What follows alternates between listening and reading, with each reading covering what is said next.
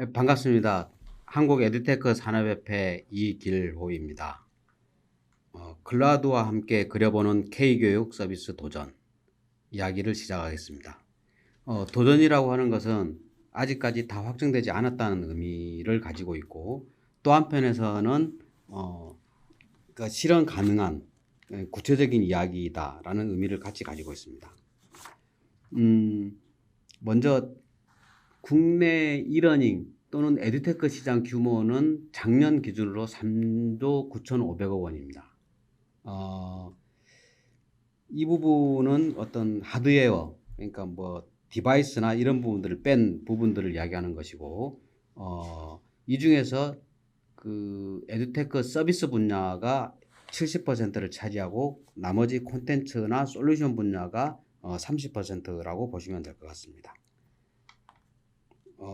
그리고 우리나라 에듀테크 기업은 약 1,800개 정도 됩니다. 그리고 그 중에서 그러니까 서비스 회사가 한 1,100개, 그 다음에 솔루션 분야의 회사가 한 250개, 그 다음에 나머지가 어떤 콘텐츠 분야의 회사로 콘텐츠 제작, 개발, 그 다음에 공급하는 회사로 보면 될 것 같습니다. 세계 시장 규모를 보면 콜론 IQ에서 발표한 걸 보면 세계 교육 시장 규모는 2020년에 6조 5천억 달러, 그리고 2030년에 10조 달러, 우리나라 돈으로 1경 정도 되는 거죠. 어마어마한 돈인데 이거를 다른 산업 분야랑 비교해 보면 그 규모가 어떤지 알 수 있을 것 같습니다. 현재 세계 반도체 시장의 규모가 4천억 달러, 그다음에 세계 음악 시장 규모가 500억 달러로 나타나 있기 때문에 이거에 비한다면니까 뭐 10배 이상 되는, 내지는 음악 시장과 비교한다면니까 뭐 100배 이상 되는 어떤 규모의 시장이라고 보시면 됩니다. 에듀테크 시장은 이 가운데서 2025년도 기준으로 봤을 때 3,500억 달러 정도가 될 걸로 판단을 하고 있습니다. 지금까지 어떤 에듀테크 또는 이러닝이라고 하는 부분들은 주로 그러니까 보면 그 디지털 콘텐츠나 아니면 그러니까 솔루션 중심의 어떤 시장 내지는 그러니까 그런 환경 중심의 어떤 이런 부분들이었는데, 이것들이 앞으로는 학습 이력이나 내지는 그러니까 학습 과정과 관련되어 있는 데이터 중심으로 그러니까 이전이 돼 나갈 것이다, 이렇게 판단을 하고 있습니다. 왜냐하면 그러니까 실질적으로 중요한 거니까 학습에 대한 어떤 도구나 내지는 그러니까 지원 체계라고 하는 것보다 실질적인 학습 과정에서 나오니까 진단과 처방을 어떻게 나갈 것이냐, 이 부분들이 중요하다고 판단하기 때문에 그렇습니다. 이 부분들의 중요성들이니까 그 최근에 원격 교육이 시작되면서 그 정책 입안하시는 분들께서도 그러니까 많이 언급을 하셨는데, 대통령님께서도 그러니까 한국판 뉴딜에서 그러니까 원격 교육 플랫폼의 중요성을 강조하셨고, 그다음에 국무총리님도 그렇고 윤핵 부총리님도 시간 날 때마다 그러니까 이 부분에 대해서 문제 제기를 해 나갔던 것 같습니다. 그리고 실제 코로나로 인한 어떤 원격 교육이 시작되기 전에도 이 부분들에 대한 고민들은 굉장히 많이 있었습니다. 왜냐하면 실제 우리나라에서니까 교육의 질을 갖다 향상시키고 미래 교육의 어떠니까 가치들을 좀 더 그러니까 높은 수준에서니까 그 발휘하기 위해서는 이런 부분들이 어떤 인프라 부분이 됐든 아니면 콘텐츠 부분이 됐든 이런 부분들이니까 좀 더 그러니까 높은 단계로 가야 된다, 이런 부분의 논의는 최근에 급격하게 많이 되고 있었던 부분들입니다. 제가 오늘 하려고 하는 이야기도 이 부분들이 과연 구체적으로 어떤 모양을 띌 것이냐, 이런 부분들의 이야기들이 되겠습니다. 지금 보시는 어떤 그림은 지금까지 기관 쪽과 그다음에 저희 협회, 그다음에 기업들 다양한 분야에 있는 분들이니까 논의해 나간 부분들의 어떤 정리된 모습이라고 보시면 될 것 같습니다. 물론 이거는 다 확정된 건 아니고 이 방향으로 나갈 것이라고 저희 협회에서 제시를 한 것들이고, 이 제시한 부분들의 상당한 부분들은 타당성이 있다, 이렇게 지금 그 확인을 받고 있고 그런 방향으로 가자라고 하는 이런 합의 지점들에 도달해 있는 것들입니다. 먼저 보게 되면 그 화면상에서 나오고 있으니까 왼편에 있어 멀티 클라우드 부분들, 그 다음에 공공 부분, 그 다음에 민간 부분에서니까 플랫폼 서비스 부분, 그 다음에 학교 현장, 이렇게 크게 그러니까 네 가지 어떤 그 영역으로 그러니까 볼 수가 있을 것입니다. 오늘 이야기는 그러니까 이 네 가지 부분들이 각각 어떤 역할과 기능을 해나가고 어떤 모양을 띄어나가야 되는지 그 이야기로 출발을 해보겠습니다. 대부분이 지금 그 이 K-12 그러니까 초중고뿐만 아니라 대학 그 다음에 그 평생교육까지를 포함해서 교육 서비스의 기반을 클라우드로 가져가자라고 하는 거는 그러니까 합의가 거의 된 사항인 것 같습니다.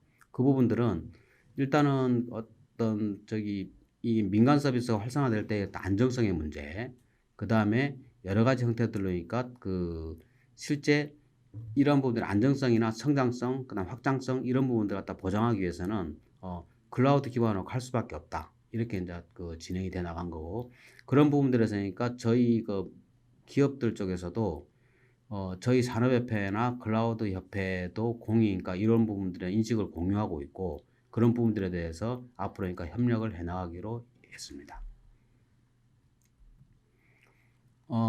두 번째로 저기 공공 부분에서 가장 중요한 부분들은 데이터 부분이 될 것 같은데요. 우리가 알고 있듯이 학사 정보의 문제, 그 다음에 그러니까 여러 가지 데이터들, 그 다음에 이 교육평가원에서 만들어지니까 어떤 학생들에 대한 성취도 평가 내지는 그러니까 성적 데이터 이런 부분들의 다양한 데이터들이 있습니다.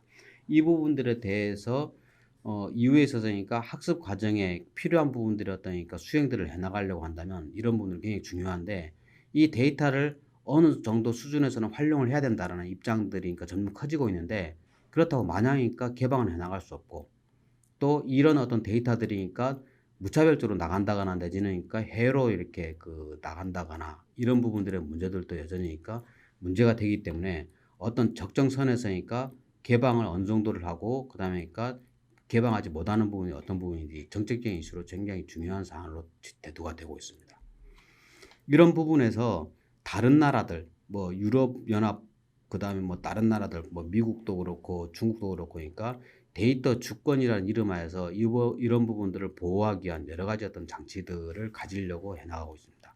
저희도 마찬가지로 학사정보 데이터를 바로 오픈시키기는 어려울 것 같습니다. 그래서 이런 데이터들을 일정 정도 가공하거나 비식별 데이터 방식으로 그러니까 그 조정을 해나가서 그 학습자들의 어떤 그러니까 뭐 프로파일이나 그 다음에 그러니까 학습 이력 이런 부분들을 데이터 센터에서 그러니까 운영해 나갈 수 있는 수준으로 그러니까 정리를 해 나가고 실제 우리가 그러니까 접근이 가능한 부분들은 이 데이터 센터가 되겠죠.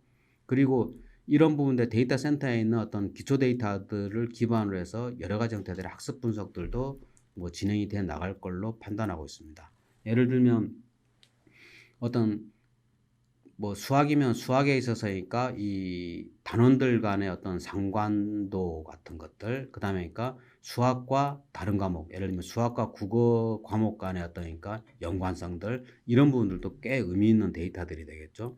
이런 부분들의 데이터는 일정 수준에서는 민간에서도 진행이 돼 나가겠지만, 공공 부분에서도 기본적인 수준의 어떤 데이터 분석들이 진행돼 나가지 않을까라고 생각이 들고 있고, 이런 부분들을 담당하기 위한 여러 가지 어떤 역량들 이런 부분들이 충원될 필요들이 있을 걸로 판단하고 있습니다.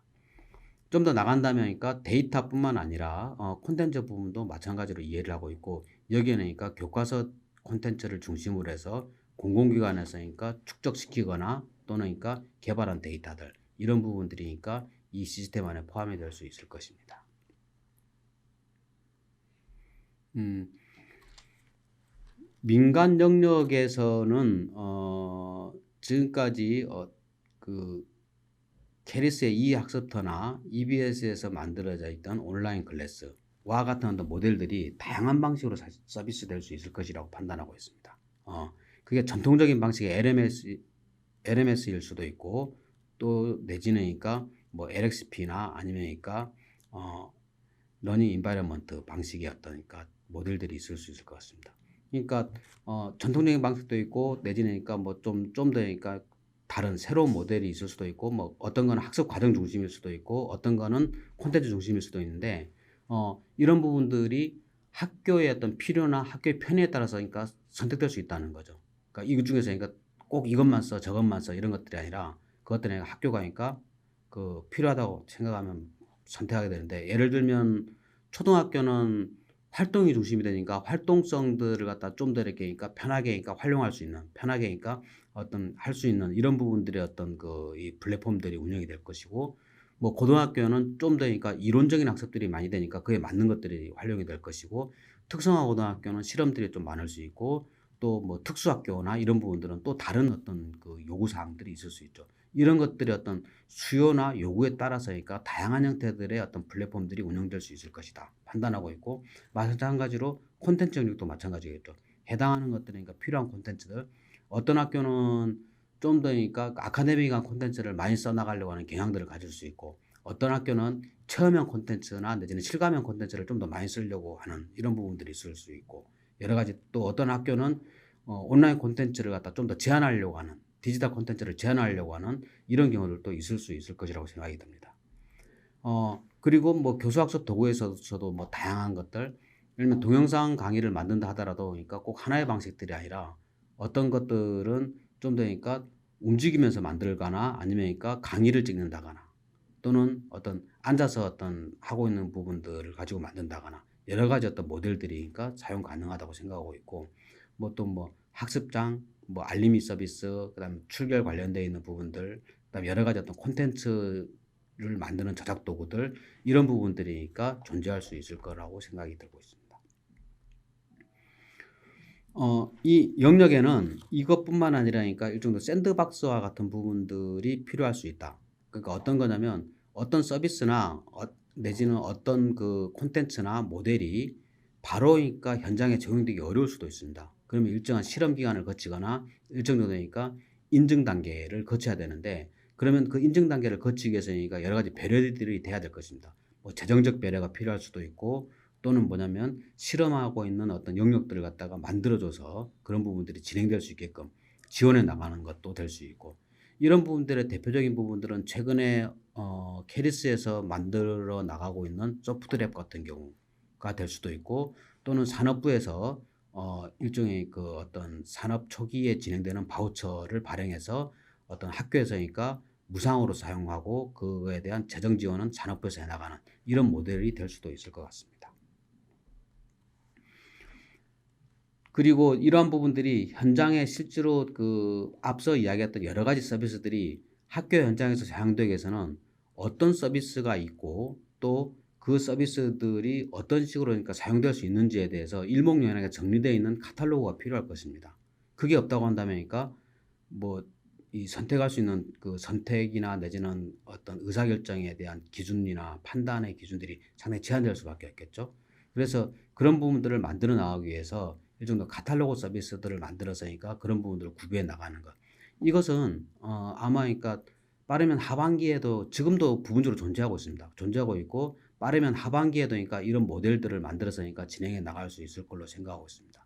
그리고 이러한 어떤 그 디지털 서비스에 대한 어떤 구독 바우처라고 하는 부분들은 그러니까 우리가 바우처라고 표현했던 건 뭐냐면 그러니까 자기가 선택을 해 나갈 수 있고 선택하게끔 교사들에게 일정한 그러니까 선택권을 갖다 준다는 의미로 제기를 하는 건데 어떤 플랫폼이나 운영 어떤 서비스들을 진행해 나가는 것, 그다음에 나아서는 어떤 그런 콘텐츠 영역들 이런 부분들이 충분하게 사용된다면 한 학교당 한 학기에 한 5천만 원 정도면 꽤 많은 부분들을 할 수 있을 거라고 생각하고 있습니다. 그러면 한 학기에 5천만 원이면 1년이면 두 학기니까 1억이 되겠죠. 한 학교당 1억씩. 한 학교당 1억씩이면 우리나라의 학교가 뭐 넉넉 잡고 하니까 만 개가 좀 넘는데 그러니까 1조 정도였던 규모의 예산이면 우리나라의 교육에서니까 아주 다양한 퍼포먼스를 그 해낼 수 있다는 거죠. 1조를 가지고서니까 학교에서 다양한 퍼포먼스를 해낼 수 있다고 한다면 우리나라 교육을 바꿔낼 수 있다는 겁니다. 우리나라에서 매년 연간 1조를 들여서 교육을 바꿔낼 수 있다면 제가 볼 때는 그러니까 가성비로는 그러니까 굉장히 훌륭한 어떤 모델이 나올 수 있을 거라고 생각하고 있고 또 한편에서는 실제 직접적으로 공교육을 매개로 한 규모에서니까 어떤 그 산업 분야의 어떤 외형이 1조가 늘어난다고 한다면 그것과 연관되어 있는 파급 효과는 한 7, 8배 정도 될 거라고 생각합니다. 그러면 7, 8배라고 하면은 대충 한 7-8조의 효과를 갖는 것들이죠. 그중에는 그러니까 해외로 수출되는 효과들도 가질 수 있고 그다음에 여러 가지가 있습니다. 물론 여기에는 하드웨어 부분은 뺀 겁니다. 그러니까 예를 들면 디바이스를 새로 구매한다거나 내지는 네트워크를 새로 개편한다거나 이런 비용을 빼고서도 매년간 1조 정도의 어떤 걸 가지고 학교 교육의 질을 바꿔낼 수 있고 또 산업 부분의 어떤 외형들을 7-8조 정도로 그러니까 7-8조 정도 늘려나갈 수 있다라고 한다면 저는 가성비로는 굉장히 훌륭한 모델이 나올 수 있을 거라고 생각하고 있습니다. 그리고 한편에 있어서 지금 에듀텍에 종사하고 있는 사람들의 인원수가 한 28,000명 정도 되는데 실제 그러니까 이 과정을 통한다면 그런 어떤 산업 인력들도 지금 현재 28,000명에서 한 10만 명 정도까지 늘려낼 수 있지 않을까. 물론 여기에는 그러니까 학교에서 지원하기 위한 어떤 인력까지를 포함한 겁니다만 더 플러스 마이너스가 될 수 있겠죠. 그 가치를 포함해서 하니까 10만 명까지니까 그 산업에서 고용 인력 그다음에 그러니까 어떤 교육 현장에서 지원 인력까지를 한다면 그렇게 늘어날 수 있다라고 판단이 들고 이것이 한국에서의 에듀텍 서비스의 생태계가 지향하는 바 그리고 목표로 하는 바라고 할 수 있겠습니다. 그리고 이것들이 학교에서 사용될 때 기업들마다 그러니까 다 따로 그러니까 로그인을 해야 된다거나 이런 모델이라고 한다면 굉장히 사용이 불편하고 어렵게 될 겁니다. 그래서 이런 서비스들 그러니까 공적인 어떤 서비스들 그다음에 민간 플랫폼 운영 서비스들 그다음에 콘텐츠나 프로그램의 운영 서비스 모델들 이런 부분들에 접근해 나가기 위해서 그러니까 그런 어떤 접근할 수 있으니까 아이디는 하나로 단일화를 시키자라고 하는 것들이 저희 기업에서도 주장하는 바이기도 하고 그다음에 기관에서도 주장하는 바이기도 하고 그렇기 때문에 이것은 그 방향으로 가게 되지 않을까라는 생각이 들고 그렇게 됐을 때니까 여러 가지 어떤 불편한 부분들을 해소시켜 나갈 수도 있고 여러 가지 다양한 어떤 이 데이터들을 갖다가 일목요연하게 그러니까 축적시켜 나갈 수도 있을 것이다라고 이제 판단들을 하고 있습니다. 그리고 이런 전반들을 갖다가 일정 수준에서 그러니까 운영해 나가기 위해서는 적절한 수준의 그러니까 통합되어 있는 어떤 위원회나 이런 것들이 필요하다라고 판단하고 있고 그런 위원회는 물론 관이 주도를 하겠지만 거기는 그러니까 민간 부분들 그다음에 그러니까 학계 그다음에 그러니까 다양한 부분들의 어떤 전문가들이 같이 들어가서 그러니까 이런 생태계를 운영하기 위한 어떤 커뮤니티나 아니면 기구가 구성되어 나가야 될 필요가 있다 이렇게 이제 판단들을 하고 있습니다. 앞서 이야기했던 부분들을 다시 정리하면 그러니까 클라우드 기반의 민간 플랫폼 교육 서비스 그리고 어떤 공공기관에서 그러니까 데이터의 운영 그다음에 학교 현장에서 그러니까 원 아이디를 통하니까 접근의 용이성 이런 것들이 그러니까 하나가 되는 모델로서 그러니까 저희가 하나의 생태계 내지는 그러니까 플랫폼 모델들을 갖다가 제출을 해 나온 상태고 상당히 많은 부분에서 그러니까 공유점들 내지는 그러니까 상당히 많은 공감들이 지금까지 진행되어 왔었습니다. 그리고 이런 부분들은 주어져 있는 표와 같은 어떤 로드맵의 순서에 따라서 진행이 돼 나갈 건데 이것은 확정되어 있는 건 아니고 지금 어느 정도 정해진 거는 ISP가 교육부 쪽에서는 올 하반기에 좀 진행을 하자라고 했는데 저희는 그러니까 좀 여유를 가지고 진행을 시켰으면 좋겠다라는 의견을 가지고 있습니다. 왜냐하면 이게 안에 있는 그러니까 내부에 있는 하나하나까지를 갖다가 다 좀 설정할 필요가 있고 또 그다음에 그러니까 여타의 어떤 기관이나 다른 분야들까지도 그러니까 다 또 설명되거나 내지는 연결돼 나가야 될 요소들이 있기 때문에 그렇게 해서 진행돼 나가야 될 부분들이 필요하다. 그러면 아마 그러니까 이 ISP가 어느 정도 그러니까 완성돼 나가는 것들이 내년 상반기 정도가 될 것이고 빠르면 올 하반기에도 가능하다고 보고 있습니다. 교육부 입장은 올 하반기로 이제 판단하고 있으니까요. 알 것이고 실제 그것들이 이제 구현돼 나가는 과정들이니까 2021년부터 해서 22년도 과정까지 돼 나간다면 늦어도 그러니까 2023년도에는 그러니까 이런 전반적인 생태계 운영 플랫폼들이 안정적인 수준에서 그러니까 도달해서 진행이 돼 나갈 것이다 이렇게 판단을 하고 있습니다. 물론 이제 민간 영역에서는 이와는 별도로 그러니까 끊임없이 그러니까 그 이 공교육이나 공공 영역에서 진행되고 있는 부분들에 대한 어떤 여러 가지 툴들, 그다음에 플랫폼들 이런 부분들이 통일적인 방식은 아니겠지만 그러니까 운영이 돼 나가고 그러니까 진행이 돼 나갈 것입니다. 그래서 뭐 빠르면 하반기 아니면 내년부터 그러니까 이 학습터나 온라인 클래스 이런 것과 그러니까 병행해서 민간에서의 플랫폼들이 내지는 그러니까 학습 운영 툴들이 활용돼서 진행이 돼 나갈 것으로 판단을 하고 있습니다. 이러한 부분들은 저희가 5월에 코로나19 대응 및 미래 교육체계 전환을 위한 에듀테크 산업진흥 정책 보고서라는 형태로 정책 보고서로 제출을 했었고요.